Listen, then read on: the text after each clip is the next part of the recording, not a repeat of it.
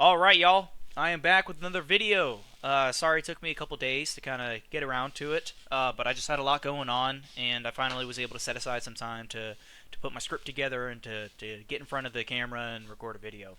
Today I'm just going to be talking about my unpopular UFC takes, and I think this obviously is going to be more in regards to like the past of what we've seen recently, not necessarily like future opinions and things that I think will happen in the future. I might make that a separate video actually. Let me know if you guys want me to drop something like that. Uh, but yeah, today I'm just going to be going over my UFC unpopular opinions. But yeah, let's just get straight into it. And for the first one, we are going to be talking about the superstar of the UFC in 2024, Mr. Poton. So I think Alex is an amazing fighter, but I think it's pretty criminal to call him, a great pound for pound fighter. Right? He's currently right now he's number 4 on the pound for pound list in the entire UFC, which I think is pretty criminal. Just considering that, although he's a great striker, he looks like an absolute fish out of water on the ground. I think we saw that most recently in his fights with Yuri. Yuri did a pretty good job holding him on the ground in their first fight in the first round. I honestly think he took that first round and he just got caught with a nice shot from Pereira in the second round. And Jan Blachowicz kind of tossed him around in the first and second rounds as well, from what I recall. I don't remember if it was the second or the third round that he was getting more takedowns on him. But regardless, this guy's demonstrated on multiple occasions that he's really not good when it comes to takedown defense. He looks very uncomfortable, even in his own guard, which is a pretty fundamental position and pretty rudimentary position to be in, as far as like MMA related grappling goes.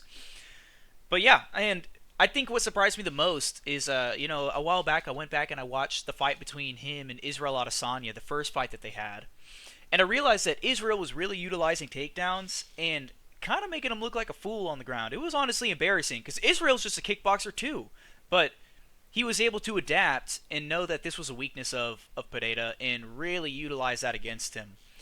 But yeah, I mean, I think he's a great fighter, and he's obviously got insane power, but I don't think he has what it takes to be considered a top pound for pound fighter. I don't think he's anywhere near the top 5, to be quite frank. I mean, we've seen it in multiple fights that if there's any sort of grappling exchange, he's very prone to gassing out by the end of the second round or the third round for sure. And all the top fighters that we see across a lot of the other divisions, they're able to go a full 5 rounds of slugging and just tossing their opponent around and really going for crazy exchanges here and there. And I don't think Pereira is quite there. I don't think he has a lot of challenges in the weight division that he's in, and because of that, he's really been platformed to look like a super crazy UFC fighter. But I guarantee you that if any of these other pound for pound guys on the list came up and fought him at his weight class and, by some miracle were able to be as tall as Pereira or at least relative to him with a similar weight, he'd just get destroyed. I really think it's that simple. Alright, so for the next take, I'm going to be talking about the fan favorite, Mr. Israel Adesanya. I've never understood the hate for this guy. I understand he's kind of weird. He can be a little bit cringe in certain circumstances. A lot of people don't like how he carries himself as his super braggadocious, flamboyant anime personality. And I get if you find that to be annoying, but I don't think that warrants a lot of hate. A lot of people hate him because he has a big mouth too. And while I can attest that that is indeed true, it's really hard to name many fighters who don't really carry that same personality. I think it's part of what allows fighters to sell fights, to have a big ego and to really talk yourself up and to talk down and insult your opponents. I think that's just part of the culture. I think a lot of people should be a lot quicker to realize that as well.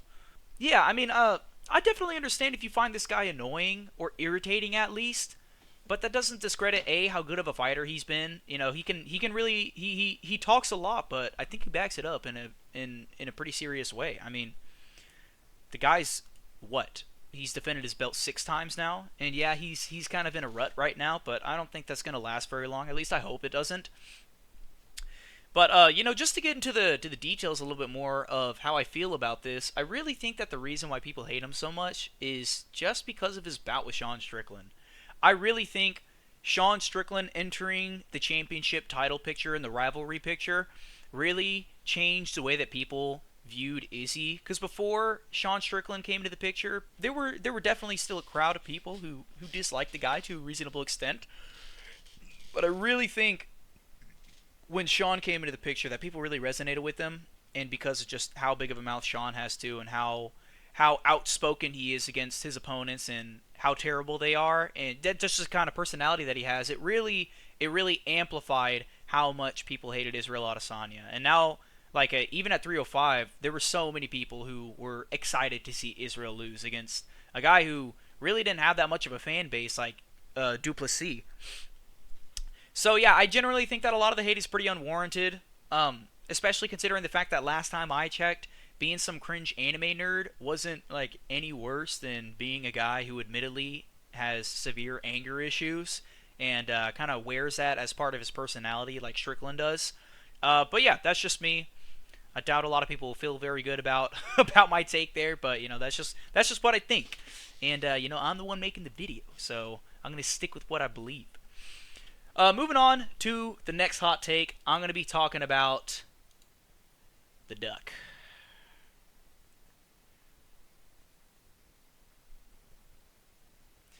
Now, I do like John Jones to a certain extent, and I like him because of how innovative of a fighter he is, how skillful of a fighter he is. But that doesn't stop me from believing that he's a fraud in and of himself. Now, he may be one of the best fighters of all time, but I refuse to ever call him the GOAT. I don't think a GOAT can fail 5 different drug tests over the course of their career and have the title stripped from them, 3 different times? Because they were failing drug tests or getting suspended from the UFC? That's not really GOAT material. I don't want a civil menace to be seen as the greatest fighter of all time. I just don't think that's a good brand. And I know, we're specifically talking about fighting, but I just go back to what I said about the PEDs. If you're popping for PEDs, you're using you're taking an illegal advantage, or you have an illegal advantage over your opponents. And I think if you have to have that advantage for multiple fights, for multiple championship fights, I don't really think you can be considered the GOAT. And on top of all that, I don't even believe he's undefeated. I think he arguably lost his match to Alexander Gustafsson, at least the first match. I think it was a good fight. I think they both really performed well, and it was a really close fight. But I wouldn't be surprised if a lot of people went in favor of Gustafsson over Jones. But following that, he had his fight with Dominic Reyes. And I think the first 3 rounds pretty decisively went in favor of Reyes. And I think that was like a true robbery to, the fullest extent. I really think Reyes put on an amazing performance that day. I don't know why he's completely fallen off since then. It's actually been really sad. He really popped off against John Jones and then just fell off the face of the map. Or the face of the earth.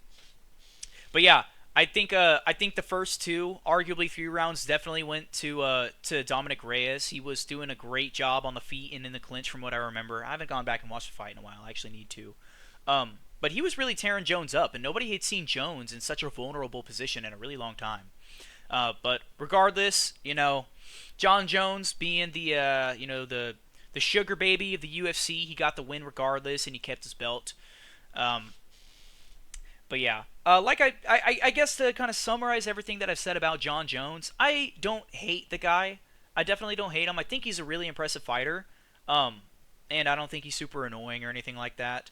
But considering all the criteria that I already listed, or I wouldn't necessarily say criteria, all the things I've already listed about John Jones kind of eliminate him from being considered the greatest of all time as far as a fighter. But yeah, I'm going to kind of move away from specific fighters for right now. I wanted to talk about more general subjects about the UFC as a whole, and I think this is one that speaks to like the true casuals more than it speaks to people who are pretty invested in the sport. But I think that grappling is completely unappreciated and misunderstood by most casual viewers. Now, don't get me wrong, there's definitely circumstances where grappling can be really boring and there's not really much happening, especially when you're just fence pinning. But that's not the vast majority of what happens when it comes to grappling in the UFC. A lot of people expect MMA grappling to be some Khabib or Khamzat level performance, but I think this is just like a really unreasonable standard to set, just because grappling in and of itself is incredibly difficult, and we're talking about guys who have literally spent their entire lives grappling since they were 3 or 4 years old. Most people who are that high level of grappling didn't just start grappling when they were 16 years old. Most of those guys have been doing it their entire lives with real dedication, with real discipline. It's not something that was just a hobby to them. It was like a almost like a dream to be an elite level wrestler in the future. And it's kind of unfair to use that standard to judge the rest of like the mixed martial art like talent pool by. But yeah, I don't blame people for being unentertained by lower level grappling than Khabib or Hamzat. Um, but I definitely don't understand the hate for it, and I think I really think it's just an underappreciation for how difficult grappling is. I think sadly you can't really understand or appreciate grappling to the fullest extent unless you've done it yourself and you have a decent amount of experience. But I still think there's ways that you can see how difficult it is to get to a certain position and maintain that position. Like a lot of people don't realize how hard it is to get an elite level fighter in a rear naked choke. A lot of people don't realize how much you got to whittle down a guy who's been training for years and years and years, and is the cream of the crop of the MMA world, and how difficult it is to just submit a guy like that. I think even even moving aside from like the Caucasus guys like Islam or like Hamzat, I feel like there's still a lot of elite level grapplers, especially guys like Pantoja. I think this guy is honestly on the road to maybe not surpassing Demetrius Johnson anytime soon, but being in that same tier, and being comparable to a fighter like Mighty Mouse. He's just an insane grappler. He showed that in his fight against that Japanese guy. I forgot his name, but I was happy to see him kind of smash that guy in the fight, just because it really showed that the UFC really is the best fight promotion in the world. But yeah, I think the last thing that I say is there needs to be a really clear distinction between crotch sniffing and serious grappling. A lot of people find dudes like Bilal or Merab really entertaining, but even those guys do a really good job of establishing dominant positions by getting a takedown and then taking it to the ground.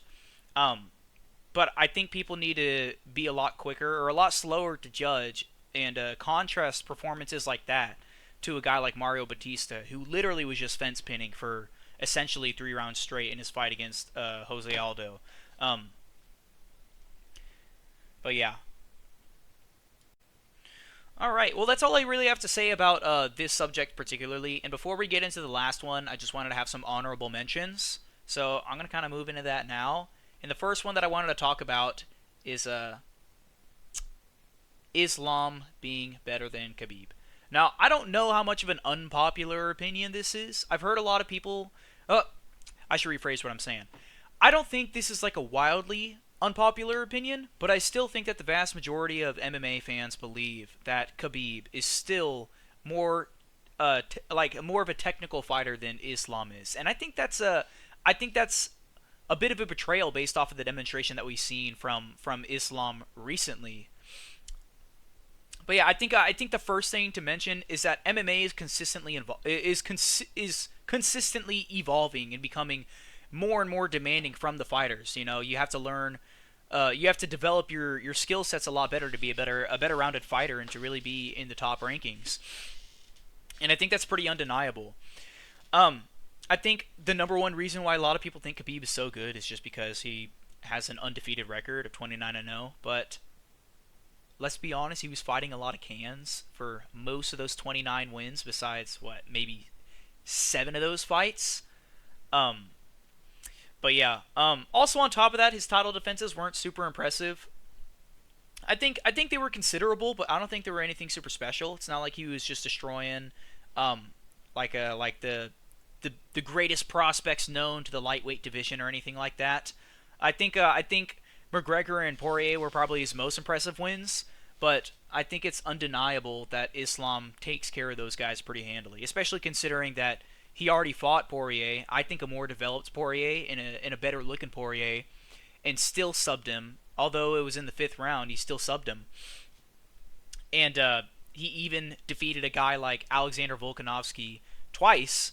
Um, and well, I'll say this much: the first fight was arguable, but I could still see why he was given the win. But regardless, to go 5 rounds with a top 10 fighter of all time like that, especially for like your first title defense, and then knocking him out in your second title defense against him, is a pretty crazy feat in and of itself. So I don't think people quite give him the credit that he deserves. And even before that, just his performance against Charles Oliveira, I think, was enough to solidify him as at least having more potential than Khabib did, or the potential to be better than Khabib. I didn't see Khabib ever going out into the lightweight division and submitting the best submission artist in the world in the second round. I didn't see him do anything like that. I didn't see him do anything so like super dominant in that kind of regard. But yeah, that's just about everything I have to say about this honorable mention. And I got one more after this, and I wanted to talk about my man Bo Nickel. Now, this guy's been fighting for 3 years now. I think it's been about 3 years, 3.5, something like that. And he's had 7 fights in the UFC, I believe, and he's won all 7 of those fights, which is pretty impressive. He's a good fighter. He's not bad. He's got a lot of potential. But I really think that the UFC is trying too hard to make him a fan favorite, and they're kind of synthetically promoting him to a degree that I don't think he's ready for. I don't think he had any business fighting on the main card of, I think it was 309, or yeah, I think it was. I'm pretty sure it was 309 when he was fighting Paul Craig. I don't think he had any business being on that card, especially after the performance that we saw. Just 2 unranked guys who looked very awkward on the feet, didn't really do a good job of making a lot of connections or doing any sort of significant damage. And I understand he was trying to develop his boxing, but you don't have to do that on a main card bout. And I think what's even more worrisome is the fact that even after that fight, he's kind of doubling down on this mindset that he has of of being an incredibly amazing fighter and being a contender for the belt right now. And I think he has the potential to be that in the future. But I honestly am worried that he's just going to get thrown to the wolves and eaten alive. I think if he really keeps trying to push for this instead of taking a step back and trying to develop his skill a little bit more in the against unranked fighters. Man, I'm voice cracking like crazy today. I'm sorry about that, guys. I feel like if he doesn't take a step back and really try to develop his skill in the against the unranked fighters, I think he's gonna have like a Mitchell and Josh Emmett moment where he has like a big head and he feels like he's ready for the rankings, and then the first ranked guy he goes up against just absolutely destroys him, takes a lot of his confidence, and just really just makes him look like a fool. But yeah, I think he's still got the potential to be a contender in the next few years. I don't think right now is his time though, and I really don't think it's good that the UFC is almost treating him like an industry plan and giving him every single fight that he wants. I really don't think it's healthy for him to develop. I don't think it's good for his development to be plugged into big fights like this. But yeah, none of that to say he's a bad fighter. Like I said, he's just new and he's got to develop. He's really just got to get better before he's thrown to the wolves. But yeah, for my last unpopular opinion, I don't really know how unpopular this is, but just based off of what I've been seeing recently, I've noticed a lot of people are not fans of the lower weight classes for whatever. And with that being said, I believe that the lower weight divisions are superior, I'd say far superior to the heavier divisions. I think it's pretty undeniable that every division above welterweight, and besides arguably middleweight, but that's just because it's been changing in the past 6 months.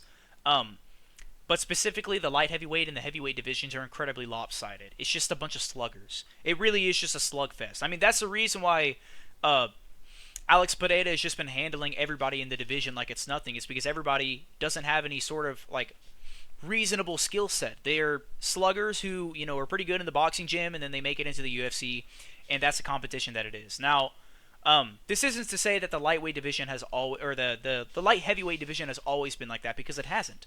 I mean, in John Jones's heyday, there were so many top level contenders in that division, but obviously a lot of those guys have retired or kind of fallen out of the fallen out of the limelight since then, and the new generation of fighters I don't think is filling those shoes very well. And you contrast that to a weight division like the featherweight or the lightweight division, and it just has killers, just absolute killers at the top of the division.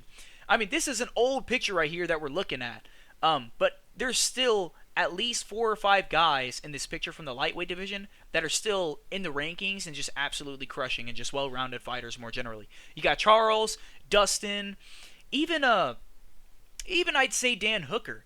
Dan Hooker's not like a crazy fighter, but he was able to go out there and shut down Gamrot, while Gamrot was the same guy who was shutting down Arman Saryukian in their fight, and that was like a 5-round bout too. That wasn't just some little no-name 3-round fight. That was like a serious fight. So, and obviously you got Islam too right here. So you got a lot of contenders who are still around and really making a name for themselves in the lightweight division. And I think it's pretty undeniable that the lighter weight classes just have so much more competition. And I don't even want to bring up featherweight because everybody knows how serious of a division featherweight and welterweight are. I brought up a division that nobody really cares about, like bantamweight, which is just now getting a lot of time to shine because a guy like Sean O'Malley really getting popular.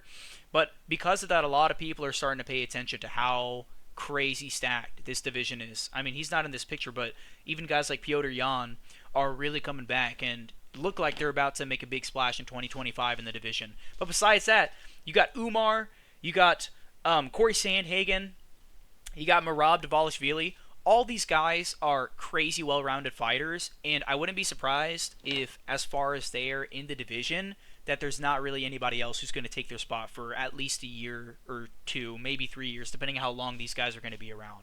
But yeah, I just think I don't think it's very hard to see why these lighter weight classes are so much better than the heavier weight classes. I think that may change in the near future, hopefully. But as of right now, I definitely think that there's a huge skill difference between them two. Even in the heavyweight division, I think honestly, I don't even really want to talk about the heavyweight division just because it's even more lopsided than the light heavyweight division, in my opinion. I mean, you obviously got guys like Stipe. Nah, I'm not even going to talk about Stipe actually because he looked like garbage in his last fight against Jones, and everybody knew he was going to look like that because he hadn't fought in 4 years. But besides Tom Aspinall and John Jones, I think that just about everybody else in the division is significantly underdeveloped in comparison to not only the top guys in heavyweight, but just across the board in all the other weight divisions. I don't think they're really well-rounded fighters, and a lot of them are just big slugger guys who didn't want to have to make weight at light heavyweight, so they just kept fighting and eating their Cheetos at heavyweight, and now they're ranked UFC fighters. That's honestly how I feel about it. Now, I don't hate these weight divisions. I still find their fights entertaining, but I do think they have kind of fallen from the glory that they once were, especially the light heavyweight division. That division used to be absolutely stocked full of killers. And now you got, Magomed Ankalaev and I guess Pereira, unless you want to, really be critical of his grappling skills. But yeah, besides those guys, there's really nothing super notable going on in the light heavyweight division as far as I can see as of right now. But yeah, that's just about everything for the video. That's everything that I had to share with you guys. Go ahead and let me know what you thought of them. I do wonder if you guys feel the exact same way about a lot of these different topics that I covered. Go ahead and let me know if you thought I was hitting the nail on the head, or if I was way off and I have zero clue what I'm talking about. But, because that's why I call them unpopular opinions, is because from what I've seen from the mainstream, a lot of people don't really resonate with a lot of the things that I feel and that I believe in regards to specific fighters or things about the divisions. But yeah, currently working on a script for another video. Feel free to let me know if you really like this. Leave a like, subscribe, comment, whatever. But yeah, I really appreciate you guys tapping in, and I'll see y'all next time.